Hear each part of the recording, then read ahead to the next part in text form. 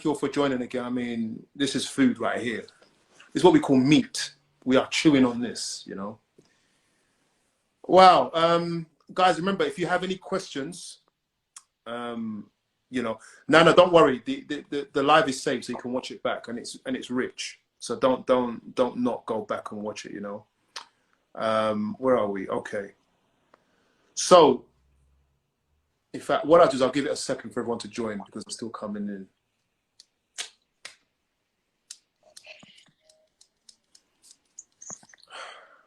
You look stressed.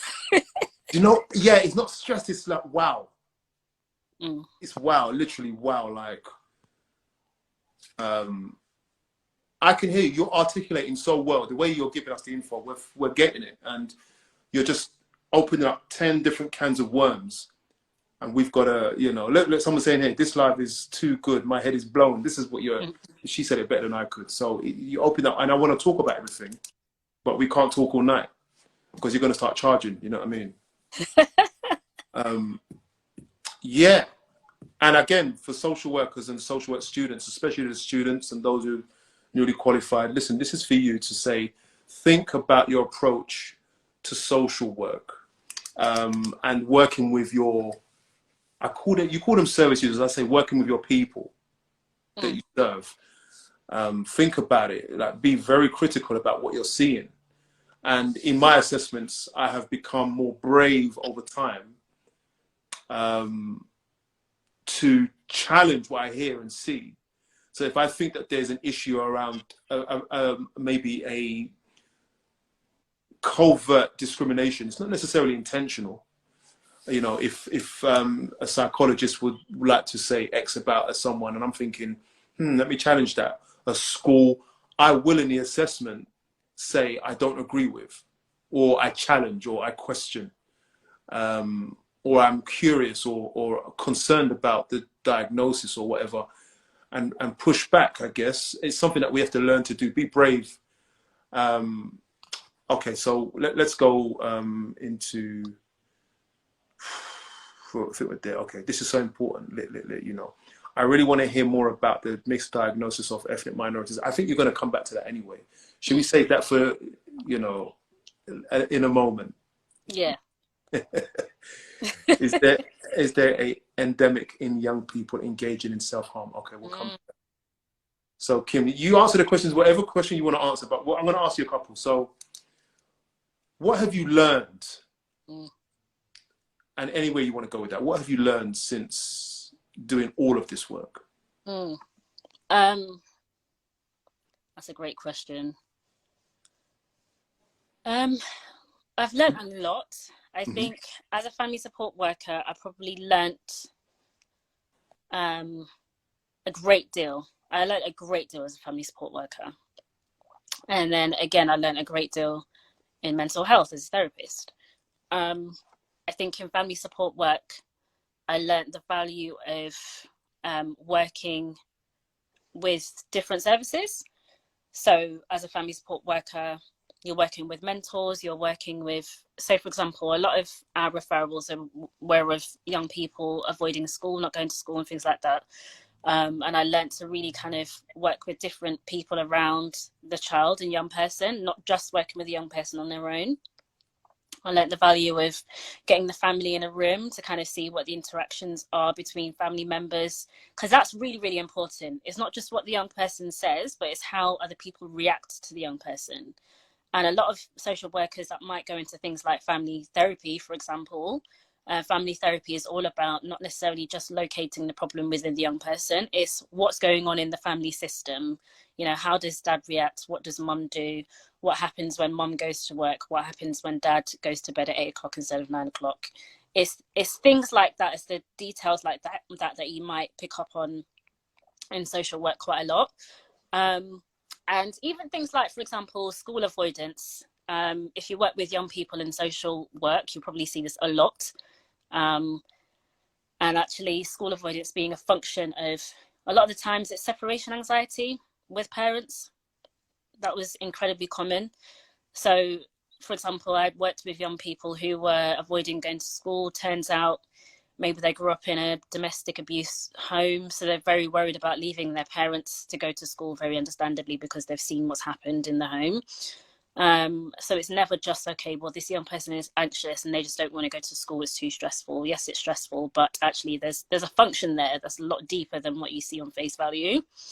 And then in CAMHS as a therapist, I learned a lot around kind of like culture, and why certain people use services and why certain people don't.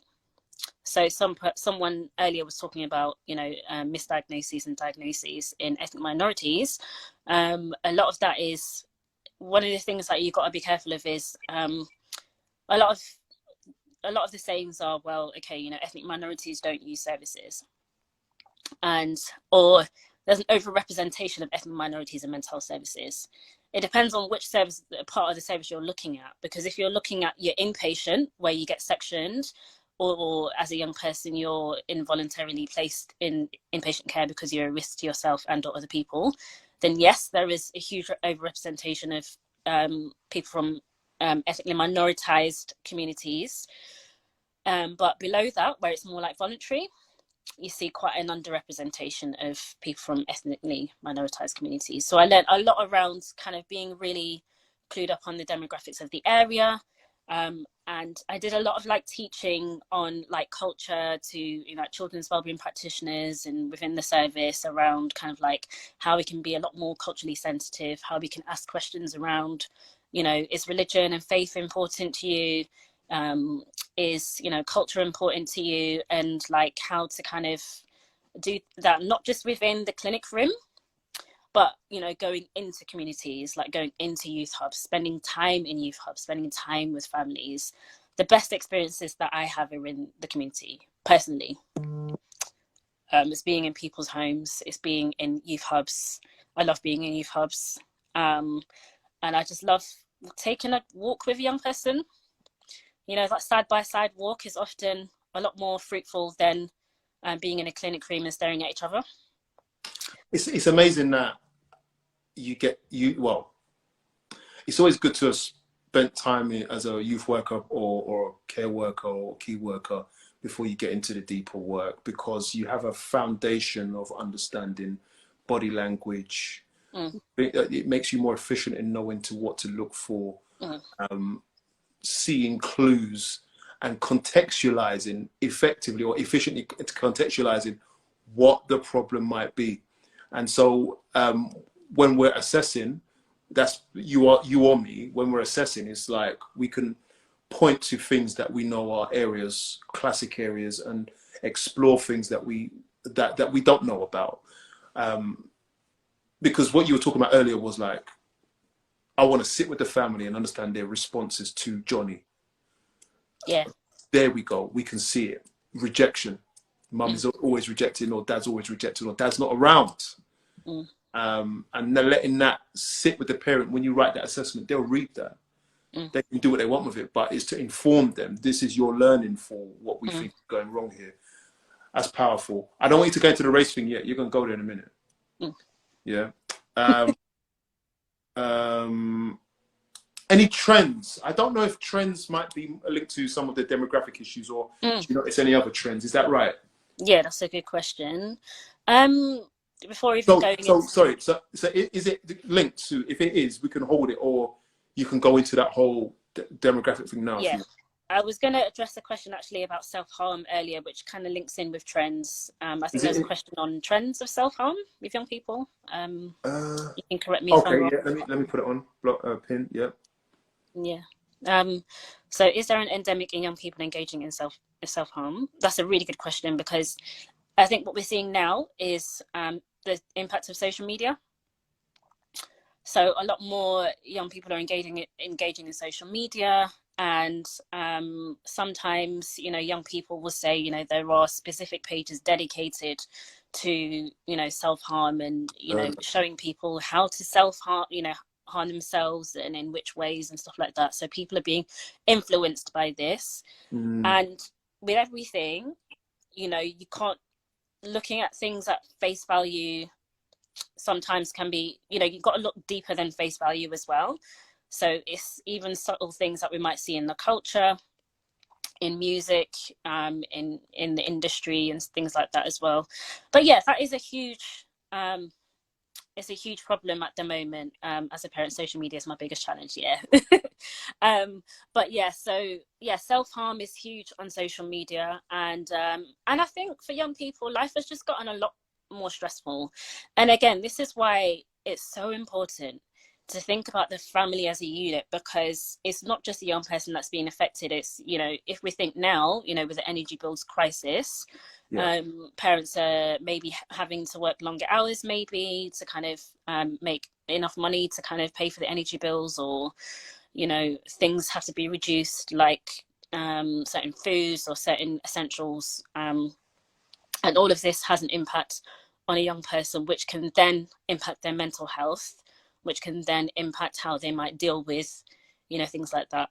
There's a term in something called social learning theory, which you might have heard of before. It kind of underlies cognitive behavior therapy, and it's about how we learn behaviors from, you know, how it's reinforced. So, for example, if you praise a child, then they're more likely to be able to do, you know, whatever it is that you need them to do, and so on and so forth. But there's a term around something to do with inescapable something, when you can't escape something. So, for example, if you're living in a context of poverty and you feel that you can't escape that because of whatever systemic problems are in place, then that's going to have an impact on your mental health as well. So, for example, you might see young people who, by the way, there is a misconception that a lot of young people want to be in gangs. Some young people get into gangs because that's the only way of putting food on the table, because they're seeing their parents working real hard. Right? So it's things like this that we need to look at. I don't know if have I gone off the topic? What was it? Self-harm? Yeah, so self-harm, basically, there's a lot of things that can exacerbate someone engaging in things like self-harm, and, you know, peer pressure, and also what we see a lot in CAMHS, for example, young people, I started seeing it quite a lot. Young people saying, oh, okay, they started talking to a boy over social media or over those huge WhatsApp groups that they have now in schools. And the boy has said, you know, you need to send me a picture of yourself with no clothes on. Otherwise, I'm going to tell people X, Y, Z. And then they'll send the picture, and then lo and behold, that person sends it to the rest of the school, which has happened a couple of times to young people that I've seen. But then the police now get involved because it's now against the law. So it's things like that that can also contribute to someone's mental health and engaging in self-harm. But yes, to answer your question, it is a lot more common, I think, than before in terms of self-harm. But also self-harm is wider than just things like, you know, cutting your wrists and stuff like that. I've seen young people cut their wrists. I saw one young person that had cuts all up and down, you know, the arm. Or it could be things like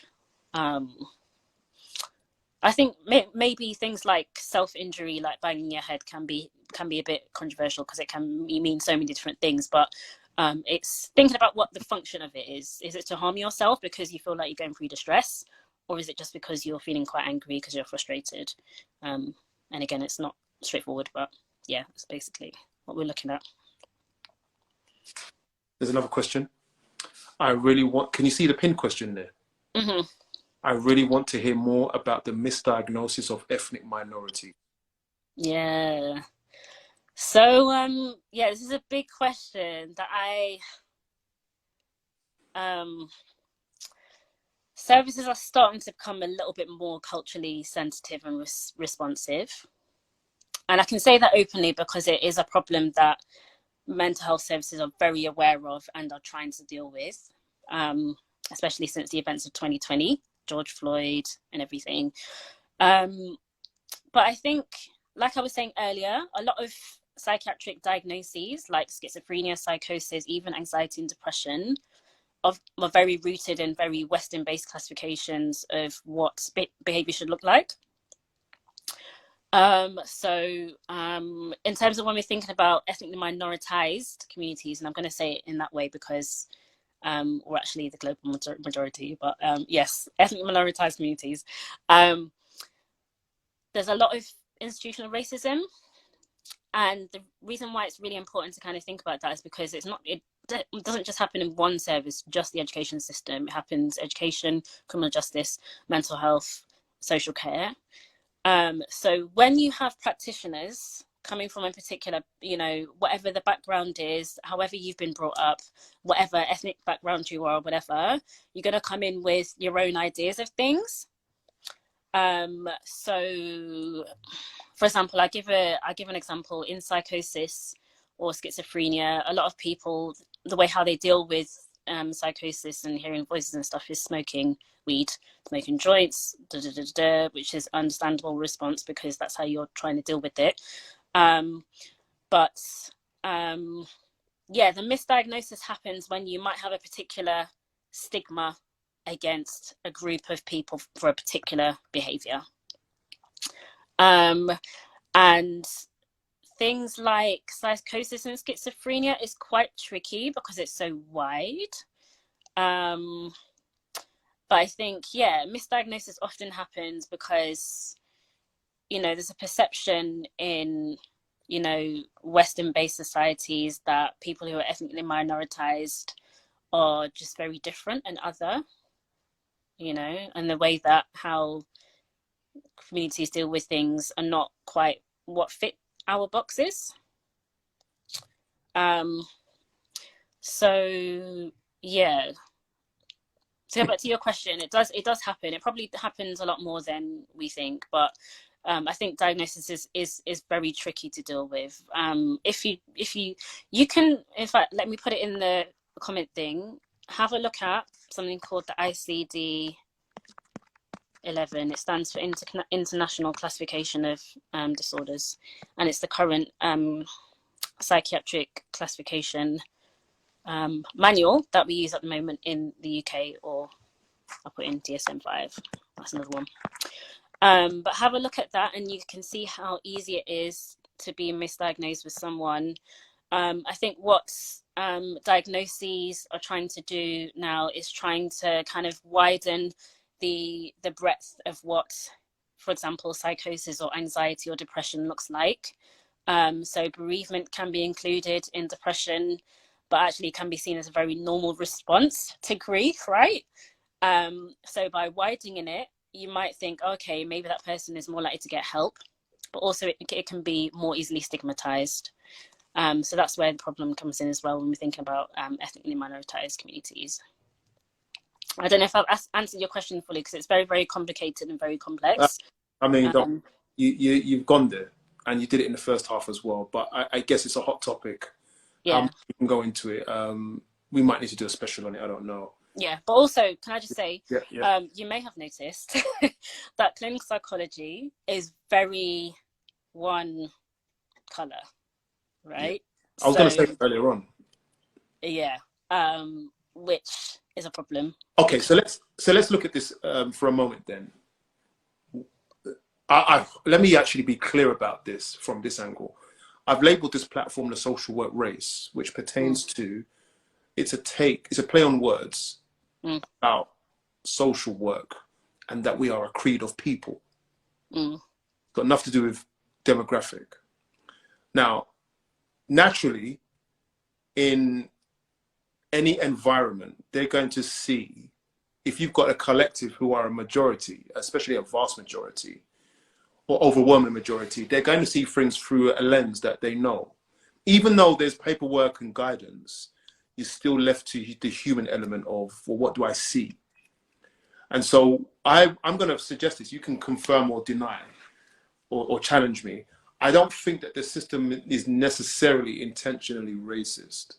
But I think institutional racism isn't necessarily about suppression only. Institutional racism is just about tilt. It's about disposition towards. So if we've got,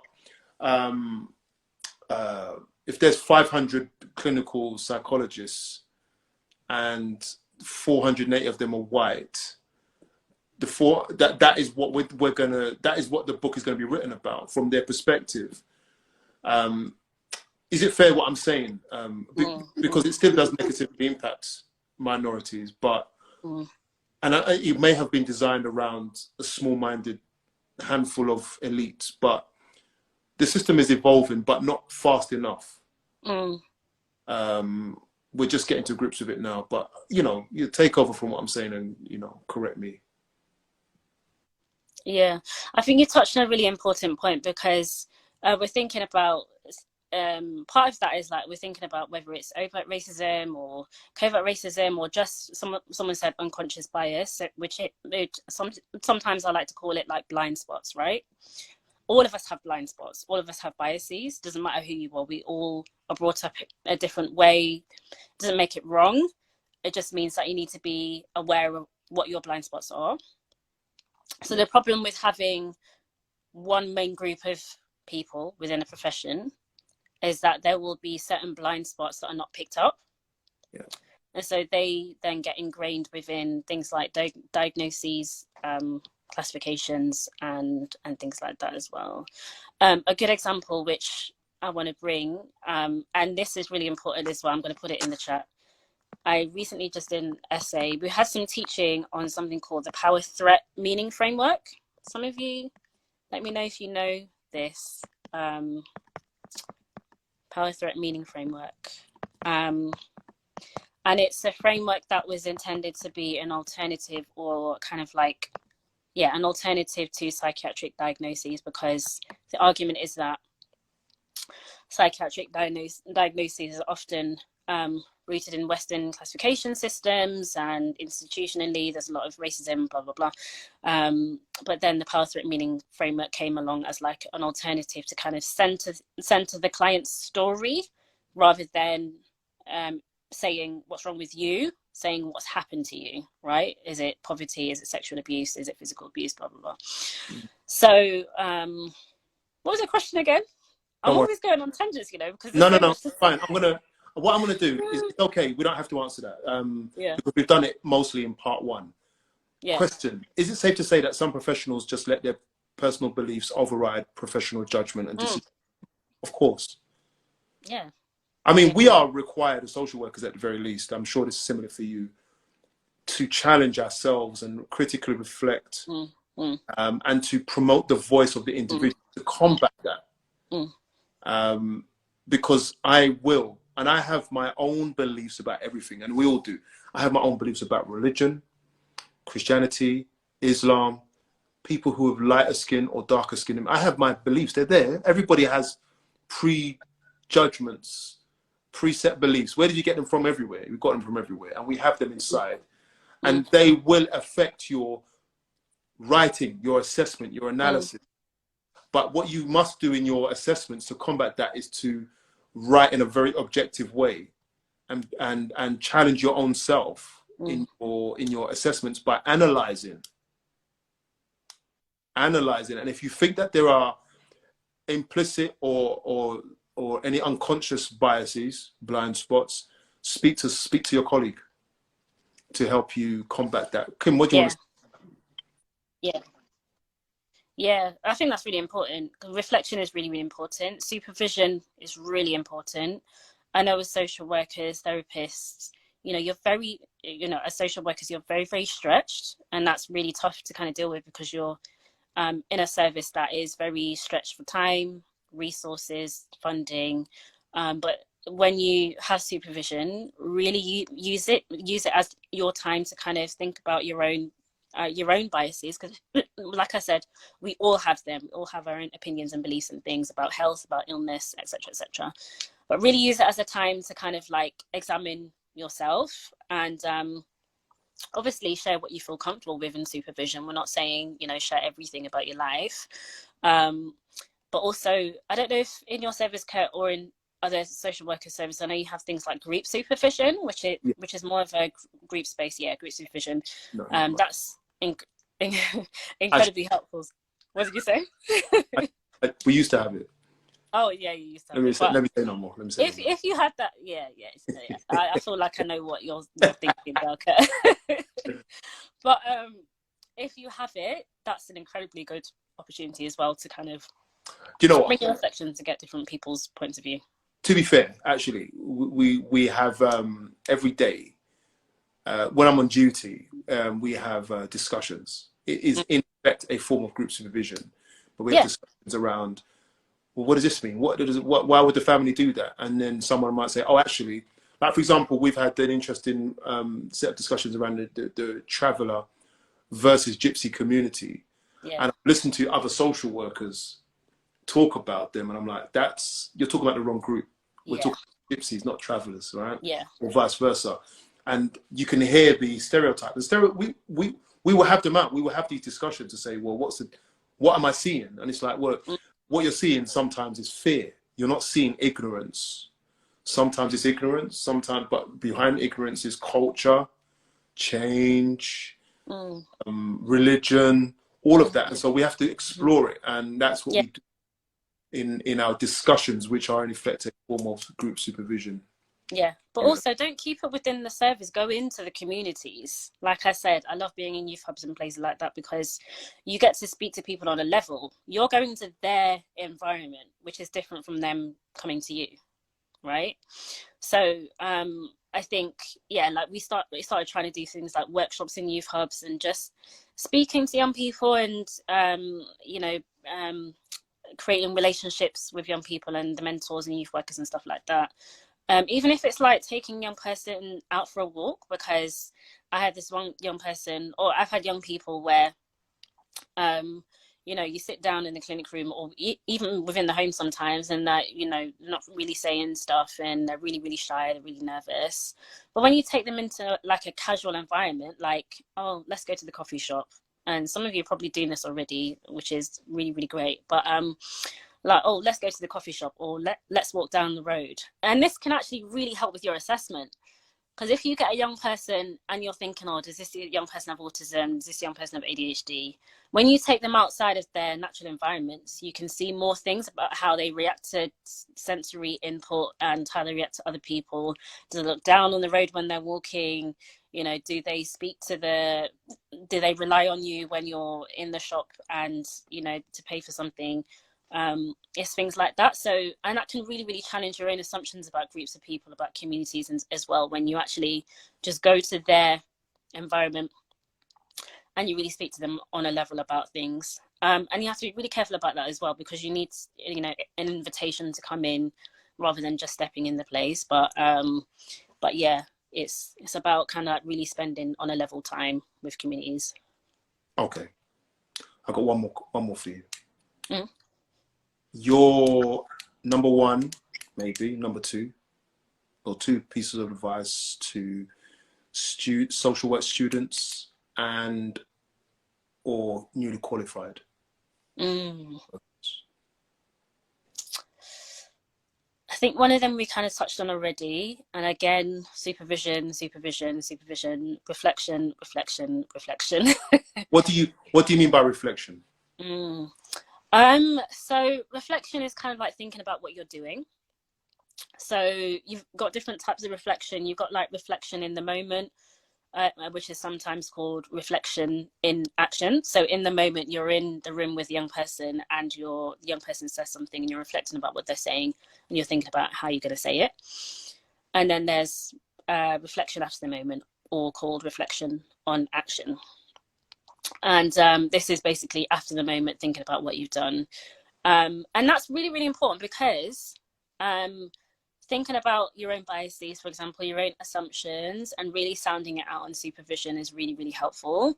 And there's different ways to reflect. People write things down. People, talk to people. People have a diary. People read books. And I say, if you're a person, I'm really creative. I like spider diagrams and stuff, but I also love, films, books, like this one that I mentioned earlier, David Harewood's book.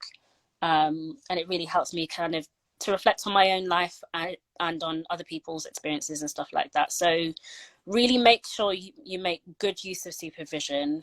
Go in there with your questions or whatever, write them down, and really, hopefully supervision is a safe space for you, though, by the way. But if it's not, any other way that you feel safe to do so, can be really, really helpful. And also it really makes sure that you're doing safe practice. And I know, you know, the context around, you know, funding and time and everything is really, really, really, you know, stretched and things like that. But when you get the chance, definitely use that time. Yeah. And the second tip is, and I'm going to say the term cultural sensitivity or cultural responsivity, because people know the term cultural competence, but that tends to be based on, have I done this tick box yet? Have I done that tick box yet? And it's more than that, actually. It's more to do with kind of like, you know, thinking about power dynamics and thinking about yourself in the room. How does this person react to me as a Black woman, as a white woman, as a white man, things like that as well. So really bringing that into your practice, because that is really, really important.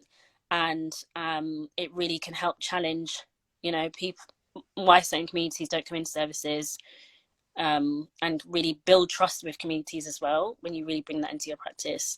And there's so much literature out there on cultural sensitivity and things like that, and cultural responsivity. So definitely, and actually there's a paper, I'm going to put it in there, it's freely available on the internet, cultural competence in CAMHS. Anyone can really use this. You can be a social worker, mentor, therapist. Yeah. Message it to me as well, and I'll put it out on my feed. Yeah, sure.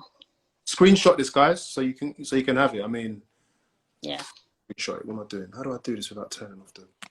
But also, I know this is a really cliche thing to say. Sorry, this is the third thing. This is a really cliche thing to say. I know people say look after yourself and all this kind of thing, but, and I know as social workers, you guys are really pushed because you're working overtime. So this is really difficult. But any way that you can switch off, please do that, because I'm in a psychosis service at the moment. I was in CAMHS. And listen, even when I was a family support worker, I had a brilliant supervisor in family support work. And she used to say, as soon as you've walked out that door, you've left your work behind. That's it. There's nothing you could do about it. Just switch off completely. Switch all the way off, because you can reflect for days on end, but if you're not looking after yourself, it's not going to be healthy for you. Whatever that is, exercise. I used to sometimes just sit there and watch Grand Designs on TV, because no one's getting shot, no one's getting nothing's happening. What buildings there would be crisis, but it's not your problem. Yeah, it's not. If a house is falling down or not built in time, it's not your problem. A lot of times as practitioners or social workers, family support workers, whoever you are, we feel guilty for not dealing with something there and then, or kind of like not thinking about this person or whatever it is, especially if you work part-time, because that can be even harder sometimes, because you're like, well, I've got to wait a whole week until my next session with this client, you know what I mean? So really try in any way possible. We are already living in a difficult world at the moment. I'm really learning how to do that as a trainee clinical psychologist at the moment. It can get quite tough because you're studying and working at the same time, but when you get the chance, definitely. I'm going to leave it there. We have to do better at parking things till the next time.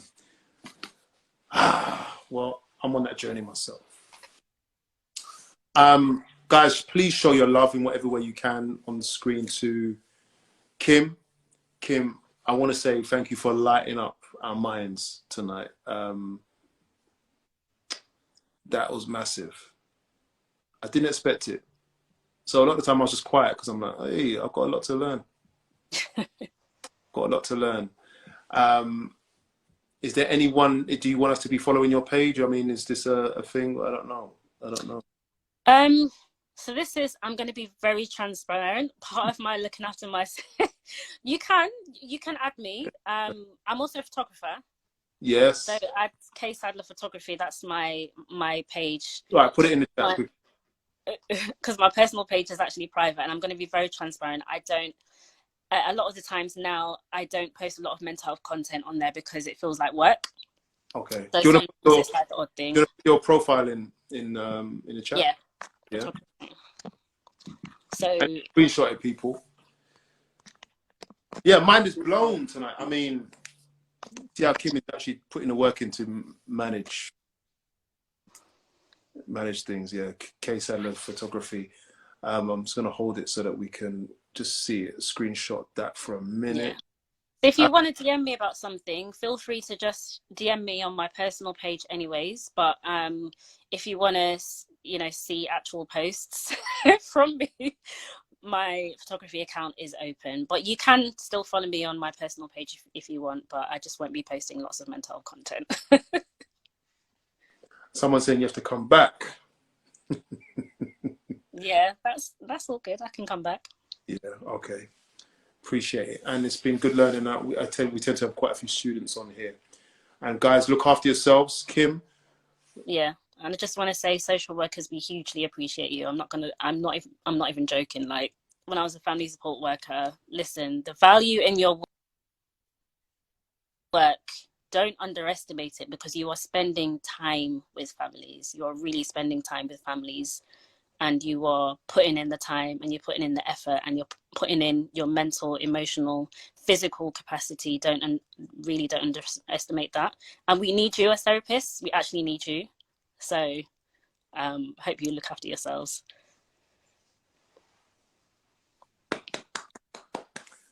Thank you. Thank you. I can't say it enough. Just thank you.